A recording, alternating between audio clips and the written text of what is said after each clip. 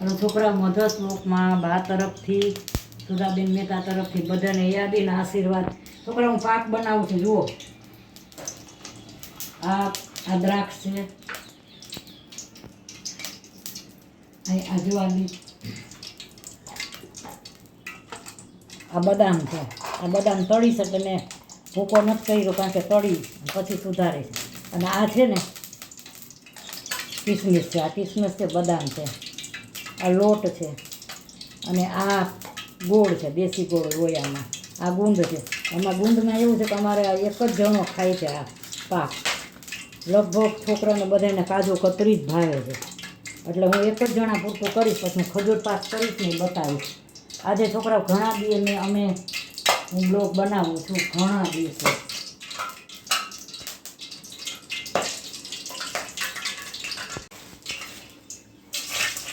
જ્યાં ગુંદ નાખ્યો છે.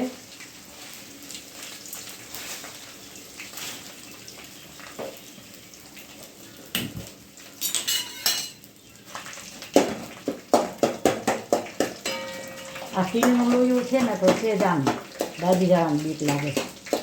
આજે 25 નવેમ્બર છે છોકરા. આજ બા ઘણા વખતે હું બ્લોગ ન બનાવતી એનું કારણ છે અમે છે ને જામનગર ગયા હતા. છોકરાની પરીક્ષા હતી. અમે જામનગર ગયા હતા છોકરાને એક વીક માટે ગયા હતા અમે. છોકરાની પરીક્ષા હતી ને એટલે ગયા હતા. એટલે હું હમણાં છે ને બ્લોગ ન બનાવતી.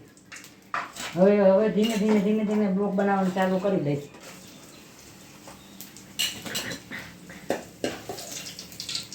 જો આ થઈ ગયા તળી નાખા.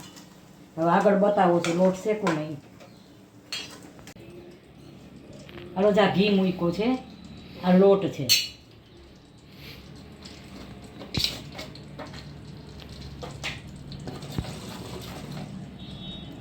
આ હું પાક બનાવું છું.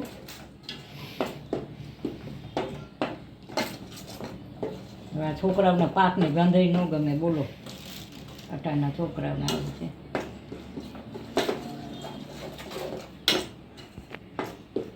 હજી થોડુંક ઘી નાખવું પડશે.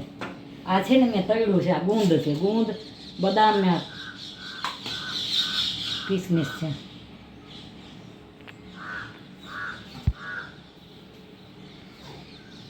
થોડોક નાખવું એટલે ખજૂર પાક બનાવો છે. આ તો ઘી પડ્યું હતું ને તો મેં કીધું. અને હમણાં હું વિડીયો એટલે હું નાખતી કે હમણાં મારો વિડીયો કીધું નથી નાખ્યું મેં. મારી તબિયત ઓલરાઈટ તબિયત છે. અને અમે છે ને જામનગર ગયા હતા. છોકરાની પરીક્ષા હતી, કોલેજવાળાની પરીક્ષા હતી. એટલે અમે જામનગર અઠવાડિયું રોકાણા. એટલે બ્લોગ નહોતી બનાવતી હું. હવે તો કંઈક બ્લોગ બનાવીશ, રીલ બનાવીશ, બધું બનાવીશ. આજે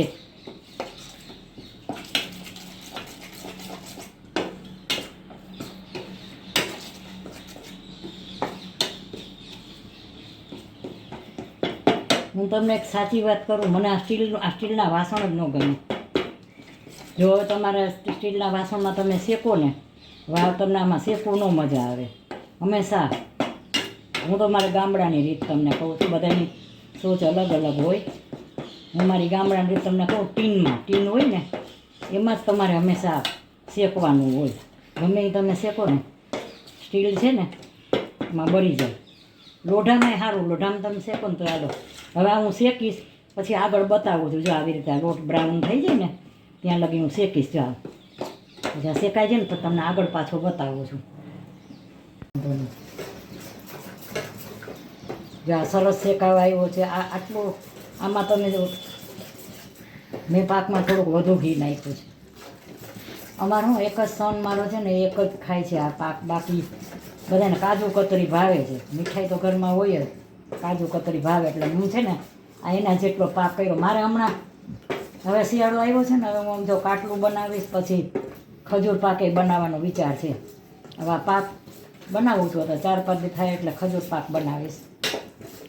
જો આવી રીતે એકદમ સરસ શેકીશ. બ્રાઉન થઈ જાય ને એવી રીતે શેકવાનું. આને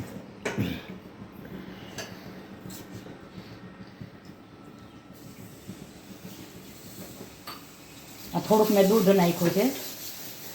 દૂધ નાખો ને એટલે થોડી કણી પડે એમના. જો મને છે ને શેકવાની બહુ, મારી રીત એવી છે કે હું શેકું બહુ. કાચી વસ્તુ ના હોવી જોઈએ કોઈ પણ. જા કણી પડી હાઈ ક્લાસ.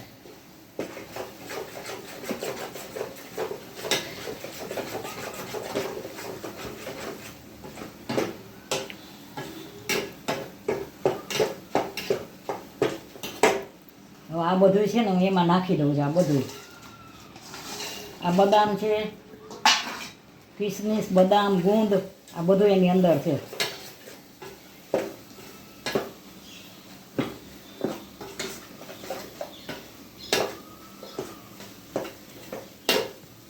જ્યાં સરસ થઈ ગયો હાઈ ક્લાસ. હવે બહુ પછી તમે ઘણા શેકે એવું નથી. જ્યાં કેવો શેકાણો છે હાઈ ક્લાસ. મને છે ને થોડીક શેકવાની ટેવ વધુ છે. હું મને સેજે કાચું હોય ને તો ન ગમે, થોડુંક હોય તો હું સરસ બનાવું એમ. હમણાં બ્લોગ મારો એટલે ન આવતો.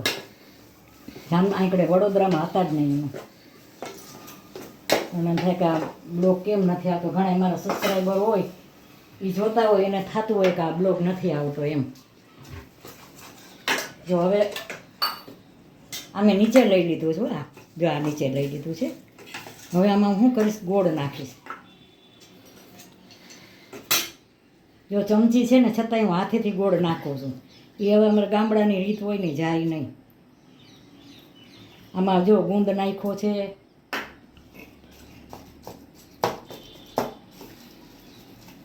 સરસ કણી પડે. લોટ ઝીણો છે પણ તમે સેજ દૂધ નાખો ને અંદર એટલે એવી સરસ કણી પડે ને. આ પાક હોય એમાં કંઈ ધાબો દેવાનો ન હોય પણ તમે સેજ દૂધ નાખો ને એટલે સરસ થઈ જાય.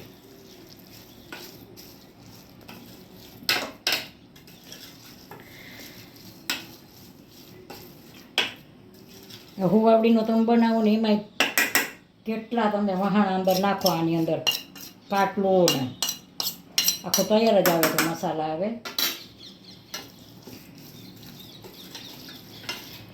છોકરાની પરીક્ષા હતી, કોલેજના છોકરાની. હવે મને શૂટિંગ ઉતારી દે છે. હવે અમે હતા જ નહીં. જામનગર અઠવાડિયું રોકાણા.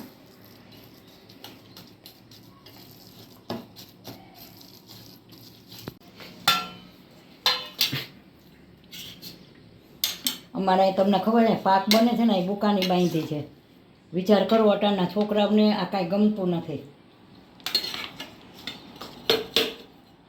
આવી વસ્તુ ક્યાં મળે? જો આમાં કાજુ, કિસમિસ, બદામ બધું આમાં નાખ્યું છે મેં.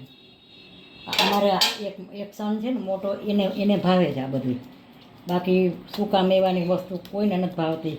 એક બચા છે ને, ત્રણેય બચા, એ 3 બચા આ પા કરતા જ નથી. કાજુ કતરી સિવાય માલ ખાવાવાળા છે. કાજુ કતરી આ દેશી રસોઈ કહેવાય, આ દેશી મીઠાઈ કહેવાય. આમાં ઘઉંનો લોટ આવ્યો છે. હવે આથી વિશેષ મીઠાઈ ન હોય. મેં જો હું ડેકોરેટ માટે નથી કરતી. હું ડેકોરેટ એવું કરતી જ નથી કાંઈ. મારી રસોઈ છે ને સાદી ને સિમ્પલ. તમે મારા બધાય બ્લોગ જોજો, આગલા બધાય બ્લોગ જોજો. મારી રસોઈમાં કોઈ આર્ટિફિશિયલ કલર નહીં હોય કે કોઈ દેખાવ નહીં હોય કાંઈ. સાદી ને સિમ્પલ. પણ રસોઈ મારી દેશી કાઠિયાવાડી રસોઈ હશે બધી. તમે બ્લોગમાં જોજો મારી રસોઈ બનાવતી હું બપોરની બધી કાઠિયાવાડી. જો અટાણે હું ડેકોરેટ નહીં કરું પણ મેં આની અંદર નાખી દીધું છે તળ્યું, પછી એન્ડમાં છેલ્લે અંદર નાખી દીધું એટલે આ સરસ થઈ ગયો. જો આ પાક કેવો બન્યો છે. હવે આને કલાક રાખી દઈશ. જો આ પાક હવે કલાક રાખી દઈશ. કલાક રાખીશ ને અડધી કલાક એટલે ચોસલા પડી જશે. ચોસલા પડે એટલે જો કે આનાથી આમ તમે કરો તો અત્યારે તો ન થાય. હું તમને ખાલી આમ પ્રેક્ટિકલ થોડુંક બતાવી દઉં કે જો આમ ચોસલા કરીશ. અટાણા ઢીલો છે ને આ જામી જશે. આ પાક છે ને શિયાળો હોય ને, શિયાળામાં અડદિયા બધાય શું કામ બનાવે છે કે શિયાળામાં જલ્દી જામી જાય. અને ઉનાળામાં છે ને જલ્દી આમ જામી તો જાય પણ આમ જલ્દી ન જામે. અને અડદિયા તમે જુઓ ને તો જલ્દી જામી જાય. માવો નાખો એટલે અડદિયા સરસ થાય. મારે એ બનાવવા છે. પણ સાચું કહું મીઠાઈમાં એવું છે છોકરા નથી ખાતા. છોકરા કાજુ કતરી સિવાય કાંઈ નથી ખાતા. અમારે 2-3 જણા હોય ને જે આ સૂકો મેવો આવ્યો અંદર, આમાં તમે કેટલું નાખો ને તો નાખી શકો. જો હું આવી રીતે બનાવીશ. આમાં કયો કાંઈ કમી હોય તો જો આ મારી આ રસોઈ કેવી લાગી, સારી લાગી હોય તો લાઈક કરજો, શેર કરજો, ને કોમેન્ટ કરજો, ને સબસ્ક્રાઈબ કરજો. અને મેં પાક બનાવ્યો મેં ઘણા દિવસે હું આવી તમને બતાવ્યું કે મેં હતા નહીં ને, એટલે હું બીજું કોઈ જ કારણ નથી, મારી ઓકે તબિયત છે અને હું રિલે બનાવીશ. પણ અમે છે ને હતા નહીં, જામનગર ગયા હતા, પરીક્ષા હતી એટલે નહોતી બનાવી શકી. હવે બનાવીશ ને મારી ચેનલ ચાલુ જ છે. તો મારે આ પાકને સબસ્ક્રાઈબ જરૂર કરજો. આ દેશી પાક છે, આમાં કોઈ ભેળસેળ નથી કે કોઈ દેખાવ નથી, કાંઈ નથી. આ ઓરિજિનલ પાક બનાવ્યો છે ઘઉંના લોટનો. તો સબસ્ક્રાઈબ જરૂર કરજો. મધર્સ બ્લોકમાં બાય બચ્ચો.